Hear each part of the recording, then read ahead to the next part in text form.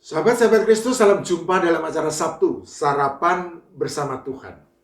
Adapun menu sarapan hari ini diambil dari Markus pasal 5 ayat 35. Ketika Yesus masih berbicara, datanglah orang dari keluarga kepala rumah ibadat itu dan berkata, "Anakmu sudah mati.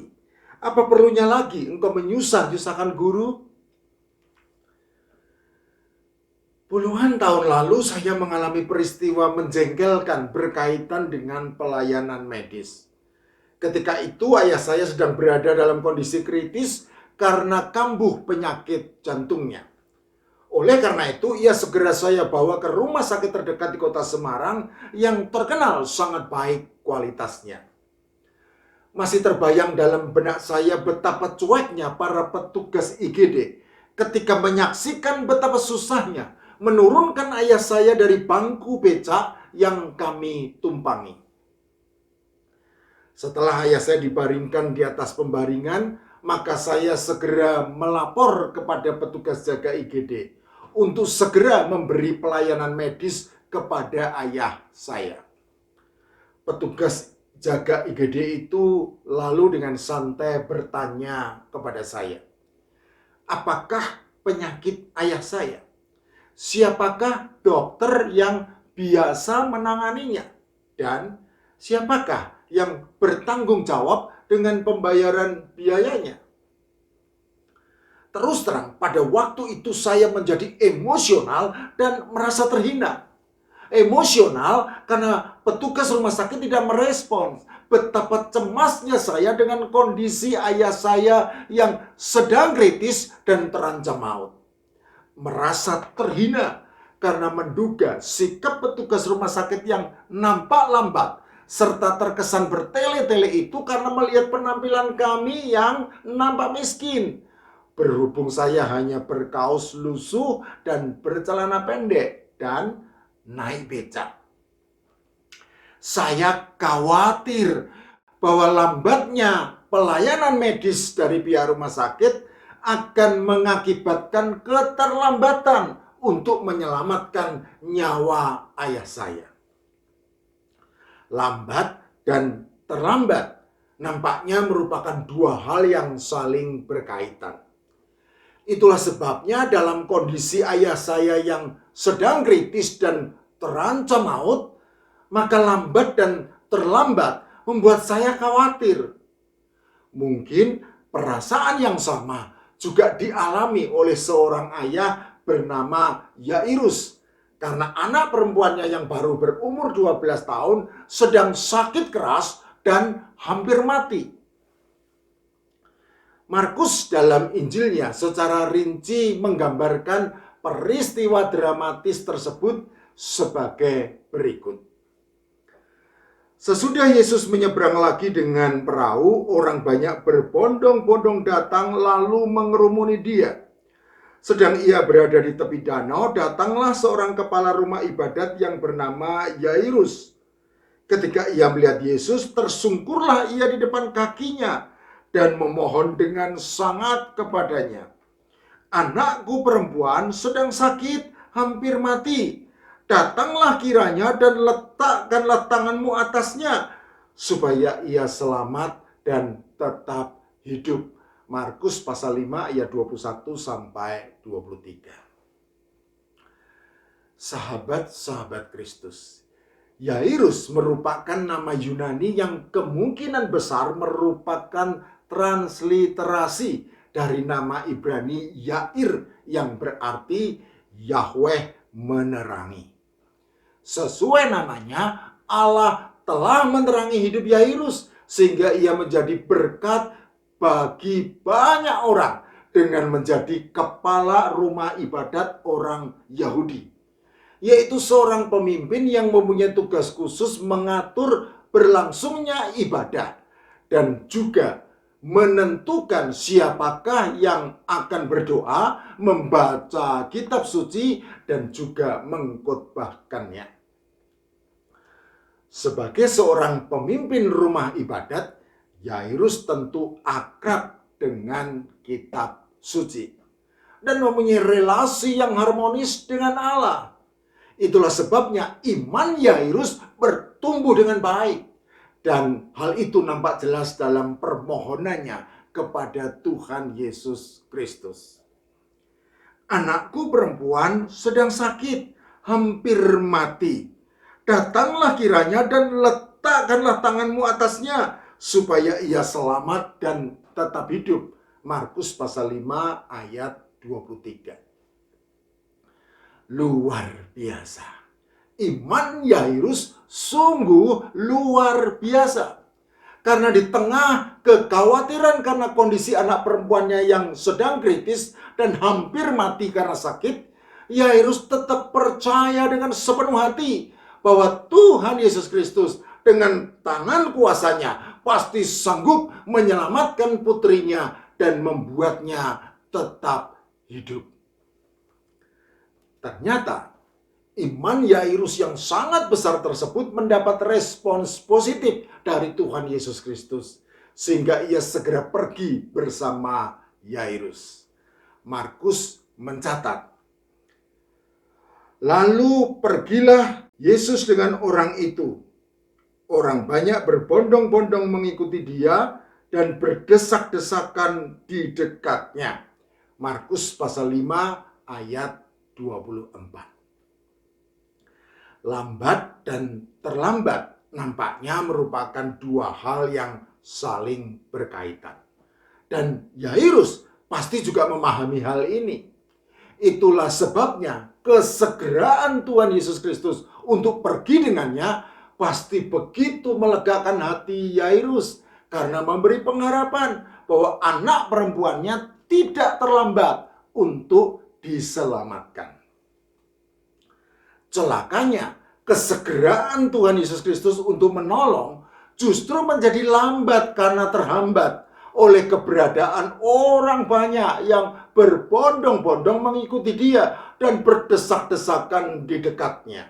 Bahkan peristiwa seorang perempuan yang sudah 12 tahun menderita pendarahan, lalu ia sengaja menjamah jubah Tuhan Yesus Kristus untuk mendapatkan kesembuhan, juga turut menghambat serta menambah kelambatan. Markus pasal 5 ayat 24 sampai 34. Sehingga ketika Tuhan Yesus Kristus sedang berbicara dengannya, maka datanglah orang dari keluarga Yairus dan berkata, anakmu sudah mati. Apa perlunya lagi engkau menyusah-nyusahkan guru? Markus pasal 5 ayat 35. Anakmu sudah mati. Mungkin ketika mendengar kabar itu, hati Yairus langsung menjadi dingin dan membeku. Pengharapan yang tadi sempat muncul kini sudah sirna. Dan hal itu karena satu kata, terlambat. Ya, terlambat. Karena anak Yairus sudah mati. Penyesalan yang dalam mungkin memenuhi hati Yairus. Dan di benaknya bisa jadi ia juga berandai-andai. Seandainya orang banyak tidak berbondong-bondong mengikuti Tuhan Yesus Kristus dan berdesak-desakan di dekatnya, mungkin anak perempuanku masih bisa diselamatkan. Seandainya seorang perempuan yang menderita pendarahan tersebut tidak sengaja menjamah jubah Tuhan Yesus Kristus untuk mendapat kesembuhan, mungkin anak perempuanku juga bisa sembuh dan tetap hidup. Seandainya. Entah apa yang ada di benak Yairus. Anakmu sudah mati. Apa perlunya lagi engkau menyusah-nyusahkan guru? Bisa jadi kalimat itulah yang terngiang-ngiang di benak Yairus. Ya, betul. Anakku sudah mati. Apa perlunya lagi aku menyusah-nyusahkan Tuhan Yesus Kristus? Mungkin itulah kesadaran yang kemudian muncul di benak Yairus. Sahabat-sahabat Kristus, semua yang saya sampaikan tentang respons Yairus terhadap kabar kematian putrinya hanya berupa kemungkinan yang merupakan hasil imajinasi saya. Tetapi Markus di dalam Injilnya memberi catatan yang pasti sebagai berikut. Tetapi Yesus tidak menghiraukan perkataan mereka dan berkata kepada kepala rumah ibadat, "Jangan takut, percaya saja." Lalu Yesus tidak memperbolehkan seorang pun ikut serta kecuali Petrus, Yakobus, dan Yohanes, saudara Yakobus. Mereka tiba di rumah kepala rumah ibadat dan di sana dilihatnya orang-orang ribut, menangis, dan meratap dengan suara nyaring. Sesudah ia masuk, ia berkata kepada orang-orang itu, "Mengapa kamu ribut dan menangis? Anak ini tidak mati, tetapi tidur." Tetapi mereka menertawakan dia. Maka diusirnya semua orang itu, lalu dibawanya ayah dan ibu anak itu dan mereka yang bersama-sama dengan dia masuk ke kamar anak itu. Lalu dipegangnya tangan anak itu, katanya, "Talita kum," yang berarti, "Hai anak, aku berkata kepadamu, bangunlah." Seketika itu juga anak itu bangkit berdiri dan berjalan, sebab umurnya sudah 12 tahun. Semua orang yang hadir sangat takjub. Dengan sangat ia berpesan kepada mereka, supaya jangan seorang pun mengetahui hal itu. Lalu ia menyuruh mereka memberi anak itu makan. Markus pasal 5 ayat 36 sampai 43. Sahabat-sahabat Kristus, menurut pandangan manusia yang terbatas, lambat dan terlambat nampaknya memang merupakan dua hal yang saling berkaitan. Tetapi di dalam tangan kuasa Tuhan Yesus Kristus yang tidak terbatas, maka yang lambat tidak lagi saling berkaitan dengan terlambat. Menurut pandangan manusia yang terbatas, kematian anak perempuan Yairus sudah finish, sudah selesai. Dan hal itu berarti Tuhan Yesus Kristus sudah terlambat memberikan pertolongan. Tetapi di dalam tangan kuasa Tuhan Yesus Kristus yang tidak terbatas, maka kematian itu seperti tidur saja. Oleh karena itu, dengan firman-Nya ia membangunkan anak itu dari kematian, dan anak itu pun hidup kembali. Lalu ia bangkit berdiri dan berjalan. Jadi, Tuhan Yesus Kristus tidak pernah terlambat memberikan pertolongan karena sejatinya Dia adalah Allah. Oleh karena itu, sahabat-sahabat Kristus, ingatlah selalu bahwa pertolongan dari Allah nampaknya memang lambat, tetapi tidak pernah terlambat. Beberapa bulan belakangan ini seorang teman hatinya selalu galau karena per akhir September tahun ini ia resmi pensiun dari pekerjaan dan pelayanan di sebuah yayasan Kristen yang sudah dijalaninya selama kira-kira 36 tahun. Ia galau karena merasa masa depannya suram dengan tidak adanya pekerjaan yang memberi penghasilan untuk menunjang kehidupannya sehari-hari. Entah sudah berapa kali ia berdoa dan memohon pertolongan kepada Allah, tetapi nampaknya Allah lambat di dalam memberi pertolongan. Kejutan terjadi di akhir September, karena di awal Oktober ia sudah mendapat pekerjaan di sebuah gereja.